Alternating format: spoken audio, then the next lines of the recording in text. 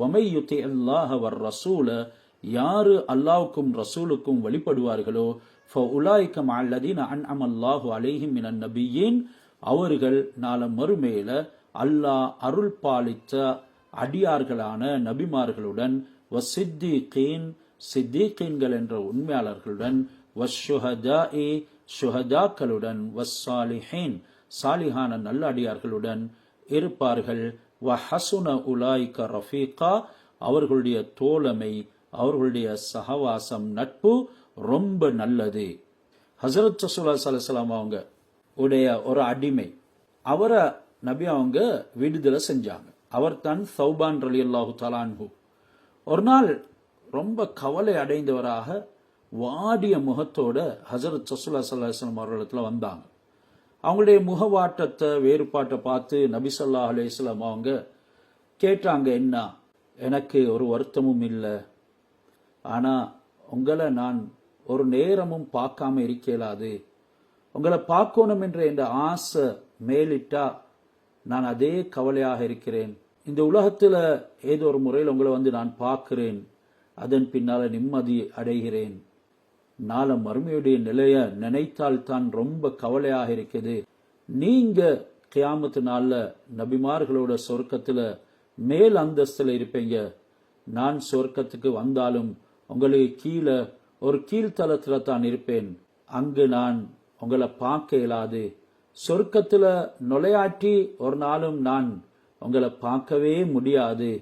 இதை பற்றி தான் பயப்படுறேன், கவலைப்படுறேன் என்று சொன்ன நேரம் ஹஸரத் ரசூலுல்லாஹ்வுக்கு அல்லாஹ் இந்த ஆயத்தை இறக்கினான். அது தான் சொல்லுது, வமை யுத்தில்லாஹ வர் ரசூல், யாரு அல்லாஹ்வுக்கும் ரசூலுக்கும் வழிபடுவார்களோ ஃபஉலாயிக மஅல்லதீன அன்அம அல்லாஹு அலைஹிம் மினன் நபியீன, அவர்கள் அல்லாஹ் அருள் பாலித்த நபிமார்களுடன், சித்தீகீன்களுடன், வஸ்ஸித்தீகீன வஷ்ஷுஹதாஇ, ஷுஹதாக்களுடன், வஸ்ஸாலிஹீன, சாலிஹீன்களுடன் இருப்பார்கள். அவர்களுடைய தோழமை ரொம்ப அழகானது. கால அலைஹிஸ்ஸலாம், வல்லதி நஃப்ஸி பியதி, என்னுடைய ஆத்மா யாருடைய கைவசம் இருக்கதோ அந்த அல்லாஹ்வின் மீது சத்தியமாக, லா யுமினு அபுதுன் ஹத்தா அகூன அஹப்ப இலைஹி மின் நஃப்ஸிஹி, எந்த ஒரு மனிதனும் பூர்த்தியான ஈமான்தாரியாக ஆக முடியாது, நான் அவருடைய நஃப்ஸை விட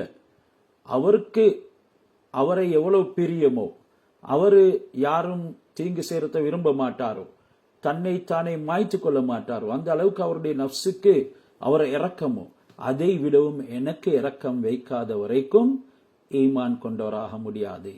வஅபவைஹி, அவருடைய உம்மா வாப்பை விடவும் எனக்கு இரக்கம் உள்ளவராக இருக்கணும்.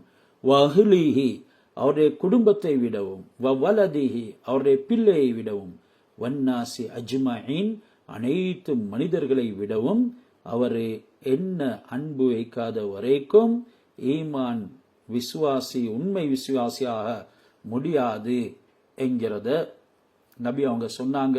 இதனால முற்றிலும் நாங்க அல்லாஹ்வுக்கும் ரசூலுக்கும் வழிபடுறதோட நபி ஸல்லல்லாஹு அலைஹி வஸல்லம் அவர்களின் மீது மிகுந்த அன்பை வைக்கணும். அல்லாஹ் அப்படியானவங்களுக்குத்தான் இந்த நல்லோர்களுடன் நாள மறுமையில் சேர்ந்திருக்கக்கூடிய பாக்கியத்தை கொடுக்கிறான். தாலிகல் ஃபض்லு மினல்லாஹ் வகஃபா பில்லாஹி அலீமா, இது அல்லாஹ்வுடைய புறத்திலிருந்து கிடைக்கக்கூடிய அருட்கொடை. அல்லாஹ் அனைத்து விடயங்களையும் அறிவதற்கு போதுமானவன். நபி ஸல்லல்லாஹு அலைஹி வஸல்லம் அவங்க பிறந்த இந்த ரபியுனுல் அவ்வல், அதே நேரம் இறந்த மாதமும் ரபியுனுல் அவ்வல், முழு அகிலத்துக்கே வசந்தத்தை கொண்டு வந்து தீராத ஒரு நன்மாராயம் எங்களுக்கு தந்துட்டு போயிருக்கிறாங்க. அல்ஹம்துலில்லாஹ், அவங்களுடைய வாழ்க்கை எங்களுக்கு முன்னால இருக்குது. இதை நாங்க பின்பற்றக்கூடியவர்களாக ஆகணும். இதை தேடி தேடி படிக்கணும்.